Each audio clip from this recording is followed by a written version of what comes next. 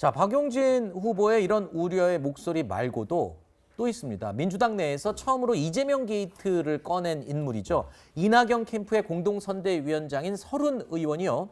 이재명 후보에게 배임 혐의가 있는 건 눈에 보이는 사실이다. 이런 주장까지 했습니다. 이재명 후보는 자기가 이 대장동을 설계했다고 그랬습니다. 설계한 사람이 책임이 있는 거지 책임이 없다고 할 수 있습니까? 배임의 혐의가 있는 거는 눈에 보이는 사실 아니겠습니까? 배임 혐의가 나오게 되면은 검찰로서는 어떻게 하겠습니까? 민주당 여당의 후보가 법적 조치를 받았다. 그런 상태에서 선거를 치른다. 이게 얼마나 엄청난 사안이 되겠습니까? 일테면 후보가 구속되는 상황이 왔다. 이걸 가상할 수 있단 말이에요. 만일의 사안이 그렇게까지 된다면은 복잡하기 짝이 없는 상황이 되고 민주당에서 절체절명의 위기가 되는 거죠.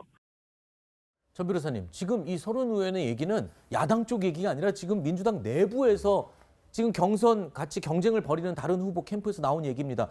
심지어는 후보 구속이라는 말까지 극단적으로 써가면서 나왔는데 글쎄요, 현실적으로 그 정도의 가능성이 있습니까? 어떻습니까? 법적으로는.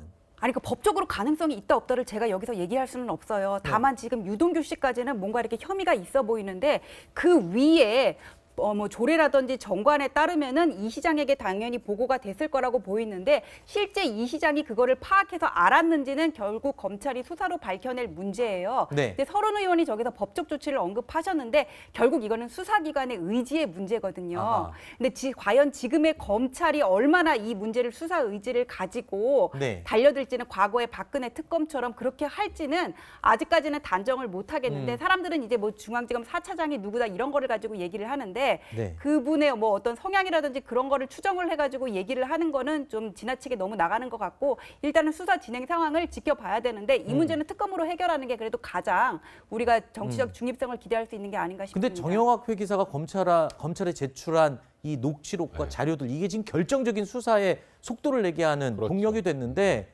들리는 얘기에 의하면 이 녹취록과 자료들이 정치권에도 많이들 지금 공개가 된 것으로 얘기가 되거든요. 그렇다면 검찰이 아까 수사 의지를 말씀하셨는데 검찰이 수사를 속도를 조절하거나 이렇게 하는데도 상당히 문제가 있을 수 있지 않나요? 다 지금 지켜보고 있지 않습니까? 그러니까 일단 지금 검찰서보다 언론이 더 앞서가죠. 언론에도 제가 알기로 녹취록이 꽤 어느 정도 제공이 된 걸로 알고 있는데 그럼 검찰은 수사를 안 할 수가 없어요. 할 수밖에 없는 상황인데 이제 만약에 이런 유사한 일이 어떤 기업에서 일어났다고 가정을 해보죠. 그럼 기업 총수가 검찰에 소환이 안 될까요? 되겠죠. 되죠. 근데 이번 사안 검찰은 굉장히 머리 아플 거예요. 그러니까 원래 지금 이 상황에서는 이재명 지사에게도 확인해야 될 게 분명히 있어요. 검찰 입장에서는. 근데 지금 소환하면 대중들에겐 그게 유죄로 보입니다. 그렇기 때문에 검찰 입장에서는 뭔가 지금 유동규 소위 그 사장 직무대리하고 이재명 지사 사이에 이 대장동 사건과 관련된 제대로 된 명확한 증거가 나오지 않는 이상 이재명 지사를 소환하기 좀 어려운 상황이란 말이죠. 아까 박용진 의원이 얘기했던 것도 만약에 지금 이거 완전히 가정입니다만 유동규 문제 막 그런 진술을 했다. 가정을 하면 민주당은 대선 못 치릅니다. 그런 위험성이 있으니까 이제 아마 그렇게 박용진 의원이 얘기했던 것 같고 서른 의원의 얘기는 말 그대로 그냥 원론적인 얘기고요. 지금 현재 상황에서 검찰은 그냥 뭔가 명확하게 이재명 지사와 관련된 내용이 나오지 않는 이상은 소환을 하기는 굉장히 어려운 상황이다. 그렇게 말씀드려야 될 것 같습니다. 저는 서른 의원 이렇게 너무 하시면 안 된다고 봐요. 아무리 지금 경선이 치열하더라도. 그렇죠. 그러니까 경선을 뭐 이기기 위해서 그렇게 하면 뭐 일면 이해는 됩니다만 민주당 전체에 이런 타격을 주면서까지 해야 될지 왜냐하면 아직 증거 예를 들어서 아까 말씀한 녹취록 같은 게 있고 거기 이재명 지사 이름이 있었다면 얘기 보도 안 됐겠습니까? 지금 말씀하신 언론도 갖고 있고 야당도 갖고 있습니다.